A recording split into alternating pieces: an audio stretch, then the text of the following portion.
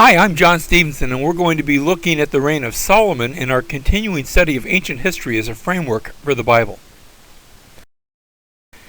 1 Kings chapter 1 starts off how King David was old, advanced in age, and they covered him with clothes, but he could not keep warm. So a servant said to him, "Let them seek a young virgin for my lord the king, and let her attend the king and become his nurse, and let her lie in your bosom, that my lord the king may keep warm."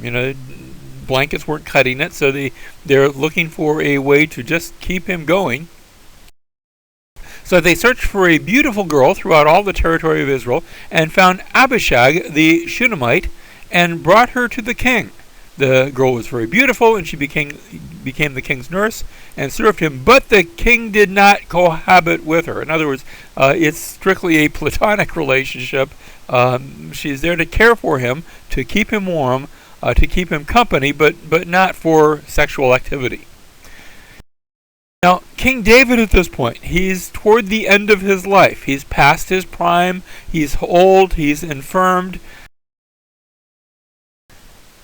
And Adonijah, the son of Haggith, exalted himself. Adonijah is one of the sons of David by Haggith.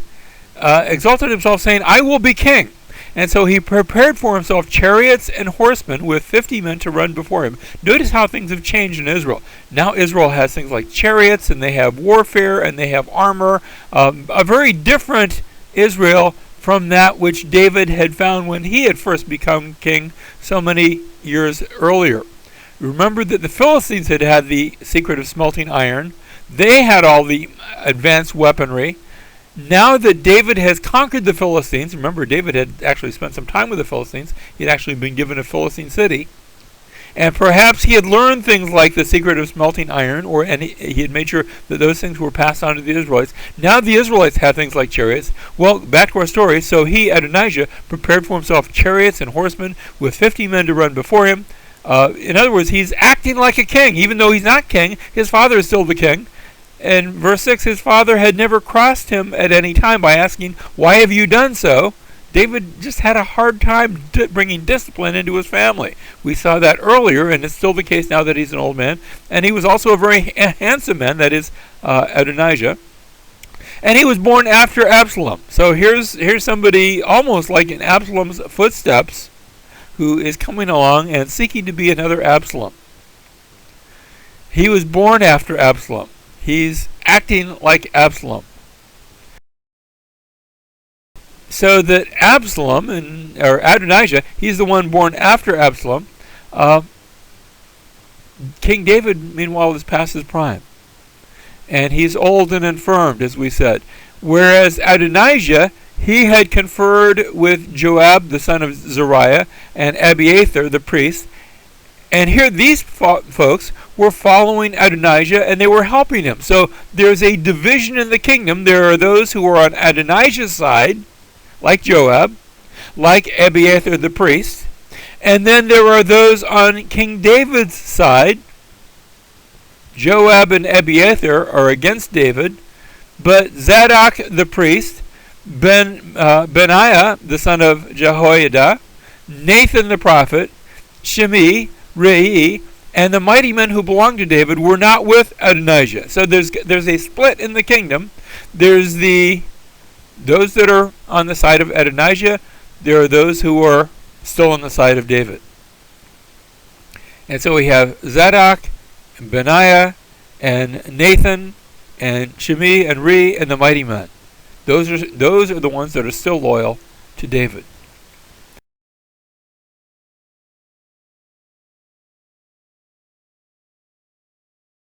Now, what happens? Nathan the prophet goes to Bathsheba. Now, it's interesting how in the past, when David had sinned with Bathsheba, Nathan had gone to David and had told him that story. We looked at that last time. And David had said, "That man deserves to die." And Nathan had said, "You're the man." This time, Nathan goes to Bathsheba so that Bathsheba might approach David. And again, there's a story that's told, and it's not a pleasant story.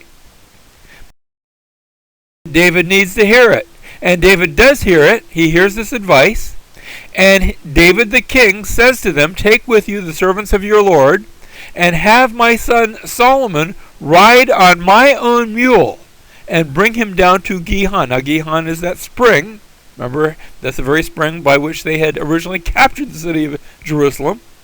Take Solomon down to the Gihon, to that place that commemorates the capture of Jerusalem, and put him on my steed, on my mule.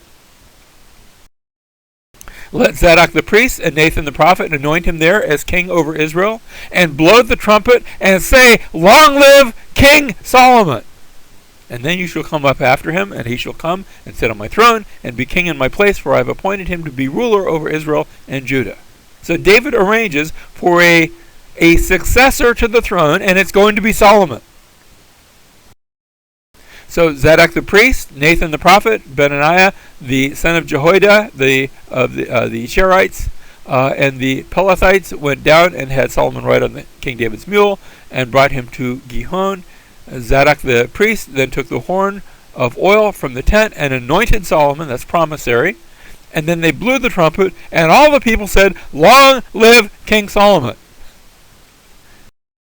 Verse 40 says that all the people went up after him, and the people were playing on flutes and rejoicing with great joy, so that the earth shook at their noise.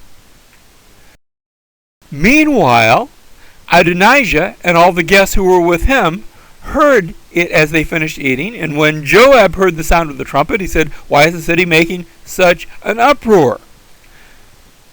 Meanwhile, the report comes in, well, Solomon has even taken a seat on the throne of the kingdom. Moreover, the king's servant came to bless our Lord King David, saying, may your God make the name of Solomon better than your name, and his throne greater than your throne. And the king bowed himself on the bed. So the king, David, has turned his kingship publicly over to Solomon, and Solomon is now the king, and it's a done deal. Well, all the guests of Adonijah were terrified. That broke up their dinner party in a hurry, and they arose, and each one went on his way. And Adonijah was afraid of Solomon, as well he might have been, and he arose and went and took hold of the horns of the altar. So he goes into the temple area, and there out in front of the temple there's the brazen altar, and he goes and holds on to the horns of the altar, seeking refuge from the Lord. Now Solomon said, if he is a worthy man, not one of his hairs will fall to the ground, but if wickedness is found in him, he will die. So King Solomon sent, and they brought him down from the altar, can't stay there forever, and he came and prostrated himself before King Solomon, and Solomon said to him, go to your house. And so for the time being, there is peace within the family of David. Now David's going to die. He's an old man, so he will shortly pass away. Solomon is already king, so there is a smooth transition. David, however, before he dies, gives a charge to Solomon. He gives him some marching orders, and Solomon is quick to obey those orders. As David's time to die drew near, he charged Solomon his son, saying, I'm going the way of all the earth. Be strong, therefore, and show yourself a man. Keep the charge of the Lord your God, to walk in his ways, to keep his statutes, his commandments, his ordinances, and his testimonies, according to what is written in the law of Moses, that you may succeed in all that you do and wherever you turn, so that the Lord may carry out his promise, which he spoke concerning me, saying, if your sons are careful of their way to walk before me in truth, with all their heart and with all their soul, you shall not lack a man on the throne of Israel. So therefore, Solomon, do that and keep the kingdom going. Well, Solomon's going to do that for a time. In Joshua chapter 1, Joshua had given the command, be strong and courageous, and he had repeated that 3 times. Here in 1 Kings chapter 2, David gives that same injunction. He says, be strong, therefore, and show yourself a man. Back in Joshua, he had been told, Joshua told the people, be careful to do according to all the law which Moses my servant commanded. Do not turn from it to the right or the left. This book of the law shall not depart from your mouth. David gives essentially those same instructions. He says, keep the charge of the Lord your God, to walk in his ways, to keep his statutes, his commandments, his ordinances, his testimonies, according to what's written in the law. He's repeating the injunction that Joshua had given, he's repeating it to his son Solomon. Joshua had said, then you will make your way prosperous, then you will have success. David likewise echoes that, so that the Lord may carry out his promise which he spoke concerning me.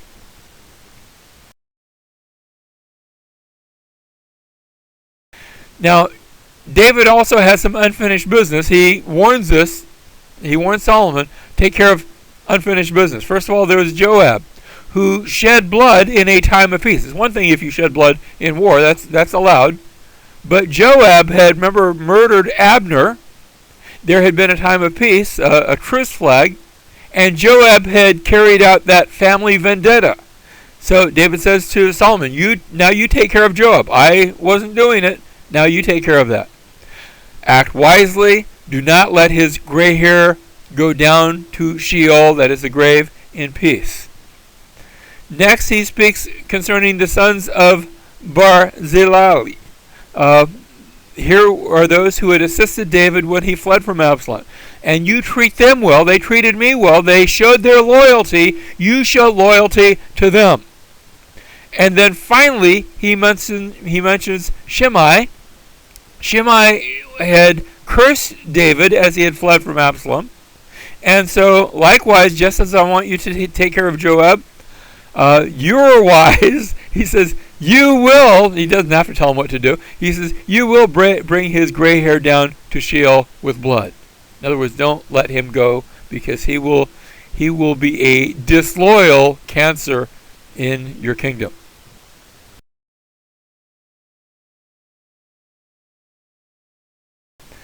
Now, Adonijah was originally spared, but Adonijah comes now with a treacherous request. Now, Adonijah, the son of Haggith, came to Bathsheba, the mother of Solomon, and she said, "Do you come peacefully?" And he said, "Yes, peacefully." And he said to her, "Please speak to Solomon, the king, for he will not refuse you, that he may give me Abishag the Shunammite as a wife." Abishag was that young girl that had been with David. They had not, entered into anything sexually, but she had been there to care for David and keep him warm. And Adonijah asked for this. And Bathsheba, I'm assuming not knowing any better, she said, "Very well, I'll speak to the king for you." And she goes to her son, Solomon. And in 1 Kings chapter 1, we'd had Nathan approach the king through Bathsheba. Now we have Adonijah who approaches the king through Bathsheba. In 1 Kings chapter 1, David had sworn an oath in response to Bathsheba.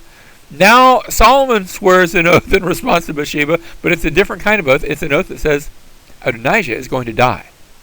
In 1 Kings chapter 1, the focus had been upon the succession of the kingdom. And still, it's that issue, but the issue now is the security of the kingdom, because Adonijah, by his request, is seeking to undermine Solomon. He's going to try to marry the former wife of the king, even though they never consummated the marriage, as if to show that he's the rightful king. It is really a hidden plot to subvert the kingdom of Solomon.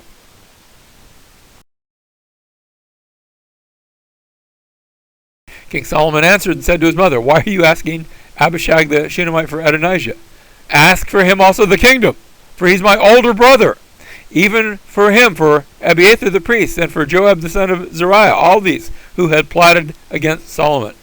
And then King Solomon swore by the Lord, saying, "May God so do to me, and more also, if Adonijah has not spoken this word against his own life."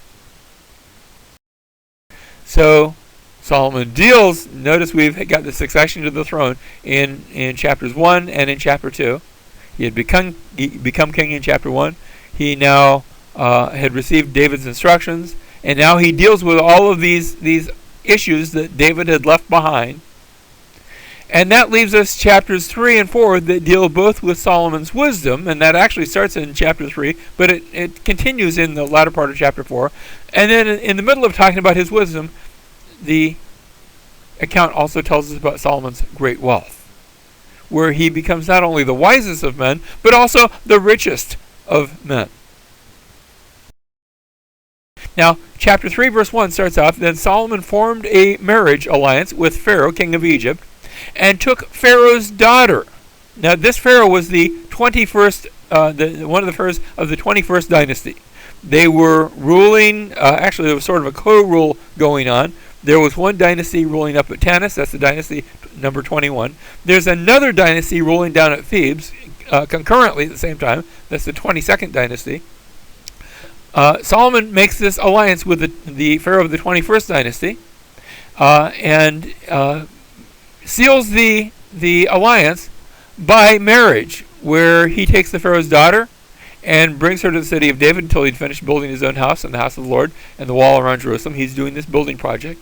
Now you have to understand that when a king took a bride of another king, that normally the way this works is the greater king takes as a bride the daughter of the lesser king.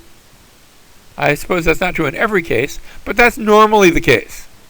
Which, if that's the case here, then Solomon's the greater king, and the pharaoh at this time in history, in the 21st dynasty, he's the lesser king. Well, the people were still sacrificing in high places. That's a problem, because there was no house built for the name of the Lord until those days. Now, Solomon loved the Lord, walking in the statutes of his father David, except, and here's a hint of a problem, and it's going to give rise to future problems, except he sacrificed and burned incense on the high places. The problem is that back in the book of Numbers, back in the Torah, back in the days of Moses, the Lord had spoken to Moses in the plains of Moab by the Jordan, opposite Jericho, saying, "Speak to the sons of Israel and say to them, when you cross over into Jordan, into the land of Canaan, then you shall drive out all the inhabitants of the land before you, and destroy all their figured stones, and destroy all their molten images, and they were to demolish all their high places." Now, evidently they hadn't done that, because they're still worshiping the Lord in those high places. And so God had told them that when you take possession of the land and live in it, because I've given you the land to possess it, that you're to demolish all the high places. Well, the king went to Gibeon to sacrifice there, for that was the great high place. And Solomon offered 1,000 burnt offerings. Now he's worshiping the Lord, because there isn't yet another place to worship the Lord. And so he offers 1,000 burnt offerings on that altar. In Gibeon, the Lord appeared to Solomon in a dream at night. And God said, "Ask what you wish me to give you." And then Solomon said, "Well, you've shown great loving kindness to your servant David, my father, according to as he walked before you in truth and righteousness and uprightness of heart toward you. And you've reserved for him this great loving kindness, that you have given him a son, that's me, to sit on his throne, as it is this day. Now, O Lord my God, you have made your servant king in place of my father, yet I am but a little child." Now, he's not speaking literally, he's not a little tiny kid, but he's relatively young. And he says, "I do not know how to go out or come in. I don't really know how to make this work. Your servant is in the midst of your people which you have chosen, a great people who are too many to be numbered or counted. So give your servant an understanding heart to judge your people, to discern between good and evil, for who is able to judge this great people of yours?" What he asked for is an understanding heart, a lev shuma, a heart of hearing, a heart that hears. A heart that hears who? I think it's a heart that hears God. An understanding heart. And Solomon is told he's going to have wisdom, and now we see a demonstration of Solomon's wisdom. It's told for us in a story where two women who were harlots, prostitutes, they come to the king and they stand before him, because the king decides all cases of judgment. And in this case, both of these had a son, and one of these infant sons had accidentally been killed in the night. Somebody had rolled over on the son and had died. And they're each saying, "That's my son. Which one is her?" How can you tell? They don't have DNA testing. Well, the king said, "Get me a sword." So they brought a sword before the king, and the king said, "Divide the living child in two, and give half to the one and half to the other." And the woman whose child was the living one said, "Wait a minute, don't do that." For she was deeply stirred over her son, and she said, "Oh, my lord, give her the living child, and by no means kill him." Well, the other mother said, "Well, he'll be neither mine nor yours, just go ahead and divide him." It became very obvious who the real mother was. And the king said, "Give the first woman the living child, and by no means kill him. She is his mother." It was a sign of his wisdom. Well, we go on to read that Solomon ruled over all the kingdoms from the river, now that's speaking of the river Euphrates in the north, to the land of the Philistines, and to the border of Egypt, and they brought tribute and served Solomon all the days of his life. Now, that doesn't mean he's, actually literally reigning, but he's exercising sovereignty over the kings of those other areas. We understand this when we're told in chapter 4, verse 25, so Judah and Israel lived in safety. This is Solomon's actual domain. They lived in safety, every man under his vine and his fig tree, from Dan even to Beersheba, all the days of Solomon. Dan is as far north as you can be, and still be in the land of Israel. Beersheba is the southern limit, as far south as you can be, and still be in Israel. But Solomon's, as we saw, his sovereignty, his dominion, extends much larger than his actual kingdom. This is his kingdom. His dominion goes from the Euphrates all the way down to the Red Sea. And Solomon had 40,000 stalls for horses. That's a lot of stalls for horses, especially considering he's only got 12,000 horsemen. And these are for chariots. Well, the Septuagint has a different reading here. The Septuagint reading of 1 Kings chapter 4 says that Solomon had not 40,000, but 4,000 stalls of horses for his chariots and 12,000 horsemen.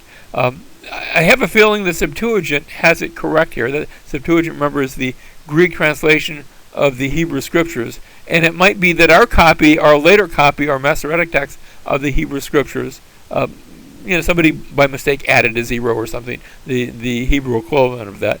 Likewise, when we look at 2 Chronicles chapter 9, verse 25, it supports the Septuagint reading.